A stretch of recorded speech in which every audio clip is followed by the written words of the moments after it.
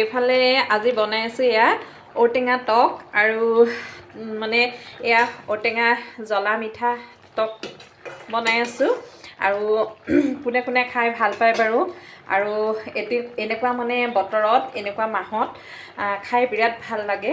অলপ তেতেলী দি দিলোঁ ইয়াতে আৰু দি দিম কাজু আৰু এয়া দি দিলোঁ খিচমিচ। কাজু আৰু খিচমিচ অলপ দি দিছোঁ টেষ্ট হ'বৰ কাৰণে। আৰু ঔটেঙা টক খাই বিৰাট ভাল লাগে। আপোনালোকৰ বাৰু কেনেকুৱা লাগে ক'বচোন। আৰু এনেকুৱা বতৰত বিশেষকৈ বিৰাট ভাল লাগে। এইখিনি ধুনীয়াকৈ কাজু আৰু খিচমিচ দি দিলোঁ, তেতেলী দি দিলোঁ, টেষ্টটো বহুত ধুনীয়া হ'ব এনেকৈ। আৰু লগতে মই তিলো দি দিছিলোঁ।